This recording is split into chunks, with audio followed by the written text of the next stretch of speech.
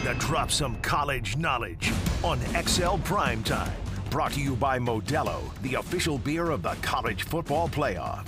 So we've got so many storylines to dig into, and that's going to take you a few Modelos as you get ready for the College Football Playoff, the official beer of the College Football Playoff. We say thanks to them. Don't forget, check out Modelo Oro whenever you are out and about. You have got a lot of storylines going into, all right, I don't know how to tell you guys this, but 8 weeks have passed us by in the college football world. I know you guys know that, but Why would you say that? That's like that's heartbreaking. depressing already. We are running out of games. The third Saturday in October is in the books. We had so much that came out of it. We've got. Why he's got to do that like that? We man? even got. You're breaking my heart, Joe. We even got Kirby Smart screaming, "Nobody believed in us." Okay, this is how deep we are into this football season. Couple of storylines that we will fill up our XLP to the CFP with. We hand out our top 12, and then we're going to start talking about some of the Olies. Those are the outside looking in teams, which I know you always like to list one to start. So let's hit it from 12 to 9. 12 to 9. Well, listen, I told Matt Hayes on Monday that I had to put this team in after I saw them demolish Nebraska. It's bad. Indiana's, they were fun to watch.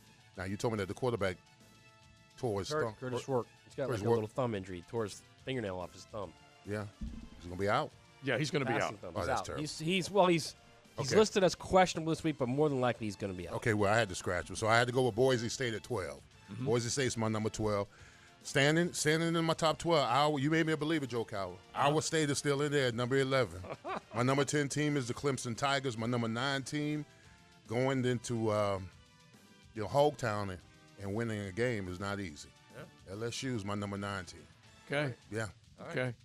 I tell you what, it's interesting when you start looking at all the possibilities. 12 to 9, because it's not. We've had some mix-up, or not mix-up, but movement. A little movement. I got Boise State at 12. Look, I think this needs to be said over and over. Number 1 team in the country right now, Oregon, needed a kickoff return for a touchdown, a punt return for a touchdown, and a last-second field goal to beat Boise at home. Boise State's a good team. As long as they win, they're in. It's not even a question. I got Indiana 11. Let me just throw you real quick some Indiana numbers, okay? Mm-hmm. In the nation, national rankings, Indiana, 1st in the nation scoring offense, 7th in scoring defense, 5th in the nation in total offense, 7th in total defense, 3rd in the nation in long scrimmage plays, 9th in opponent long scrimmage plays. This is a good team. It is. This is a good team. I don't care what schedule you say they haven't played anybody. It's a good team. Which, I will bring up. I know you will. It's a good team. Didn't you say about a month ago that's who Florida should go after? Yeah, if you can't get Kiffin, Kirk Cignetti's definitely a guy. But at this point, if he gets them to the playoff, he's not going anywhere. They'll pay him whatever he wants. He's in his early 60s, so. No, he's not. Yeah, he is. He's in his 40s. Kurt Cignetti. You're thinking of his dad. Well, maybe that's what it is. Right. But I'm just taking a look at the old man. Okay. All right, go ahead. You're thinking of Frank, his dad. Anyway, on that note, I got K-State at 10. And I've got LSU at 9. Big game in the SEC. 2 unbeatens. The 2 unbeatens in the 4th week of October are LSU and Texas A&M. Who thought that would happen? Yeah. That's a big game for LSU, who has really started to play a lot better defensively. And Texas A&M, this is kind of put up or shut up for them, man. Mm-hmm. What do you got? Let's see what you got, man. Because every year we see this with A&M. Oh, no, this is your. No, this is your. Well, now you got LSU at home. Now you've got a chance to go into November. November is the only unbeaten team in the SEC. Yeah, I don't even remember a time when A&M had this much hope this late in the year in the Jimbo era. I really don't. Maybe one good year, but with A&M and LSU as the COVID year. Only 2 without a conference loss. You are correct. That's going to be big. All right, so right now the Olies on the outside include the Indiana Hoosiers. I'm keeping them outside just a little bit longer. They haven't beaten any ranked opponents. The only teams that they've been successful against, at least at the time, look pretty good were Maryland and Nebraska with winning records. Nobody else does. Don't you throw Clemson in there, because if you do, I'm going to come back at you hard, okay? I am. But look, it's my eyes. I don't care. All right. Number 12, elimination game Friday night. Boise gets the nod for now, but they've got UNLV. That is a big, big ball game. Mm-hmm. Whoever wins that game is going to stay in the driver's seat. We're talking the Mountain West is up for grabs. So I've got Boise State 12. I've got Clemson 11. Okay? I've got Klubnik clicking at the right time, beating up on Virginia inside the conference. They still managed to throw for 308 yards and 3 scores. Let me just slide this in there real quick for you, Yeah. okay? Since they got annihilated by Georgia, which basically everyone does other than Alabama. Right. Clemson's the combined record of their opponents 16-26. Yeah, not impressive. Not impressive, but they scored over 40 points, 5 times in that little run. Yeah. And so they definitely have gotten it done. And this does come down to Indiana's on the outside looking in, Clemson's inside, just based on, I guess, maybe brand more than anything else for me, but they are playing at a pretty good level. And I just try and visualize who I think would win in that particular ball game in a neutral field. I would pick Clemson. I don't know by how much, but I would pick them. Number 10, LSU. They've won 6 in a row, taking care of Arkansas big time, 34-10. BYU unbeaten, and you know that's my second of the Big 12 teams, Serge, because I'm not putting them ahead of Iowa State, at least not yet. So that's where I got them, 8-5. 8-5. All right, 8-5. They played in the Cigar Bowl. They came out on top. Tennessee's my number 18. Yeah, they did. Yes, number 17. Little humble pie. Texas Longhorns. Wow. They went to the SEC house. They got thrown right out that baby. So I got them at 7. Welcome to the league. Welcome to the league. Number 6, I got Ohio State. And number 5, I've got the Nittany Lions. All right, let me just give you this Iowa State schedule real quick before we go to my 8 through 5. Get off right? of my Cyclones, North man. Dakota State, Iowa, Arkansas State, Houston, Baylor, West Virginia, UCF. Should have lost to UCF. I know. UCF got absolutely hosed in that game. But at the same time, Iowa State was my pick early, so I ain't giving up on them. But they do have – BYU has, at the very least right now, a couple of SIG wins that they can hang their hat on. And they won't see each other. Got the K-State win, which is as big as anything. Bigger than anything in the Big 12. It's the Kansas State win. It's rolling the other ones, and BYU and Iowa State don't play each other, and they could meet in the Big 12 title game, so we'll see. And it's not only a win. They beat the dog out of Kansas State. They did. That was an impressive game. All right, my number 8 is Tennessee.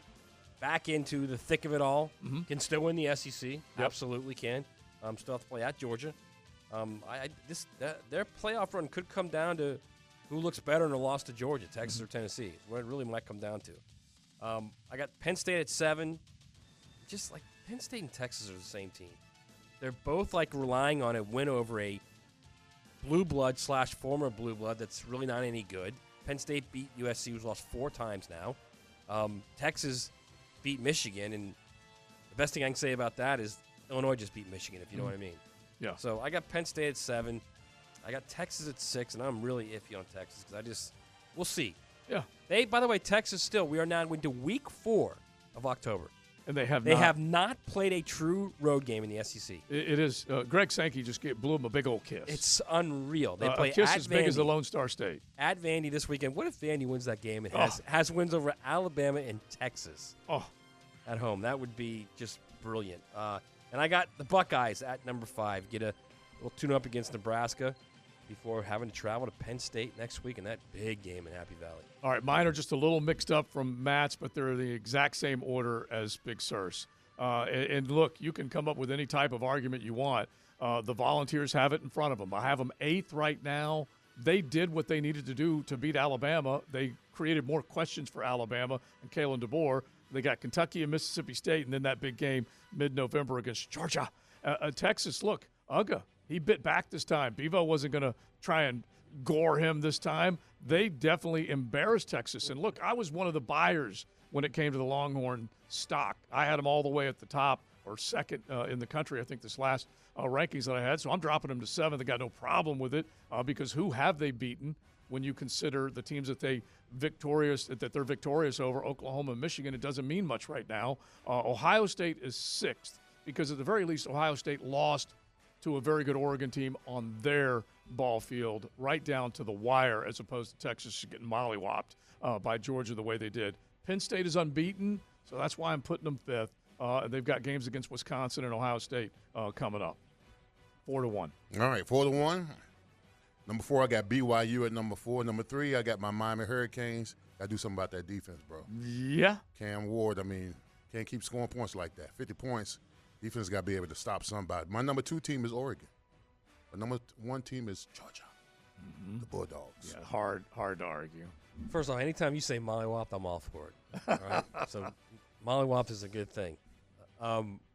My number 4 is BYU, but this is a dangerous spot for them this week. Yeah. Dangerous, because you now have a desperate UCF team that's kind of teetering a little bit. Should have won. Should have beaten Iowa State and kind of let that game get away. If they're going to show like who and what they are under Gus, they're going to show a little intestinal fortitude, a little want, Joe, a little will. They're going to step up and win that game. They're going to beat BYU. Get back on the bus, Gus. He's the one who needs to get them going. So I got the Cougs at 4.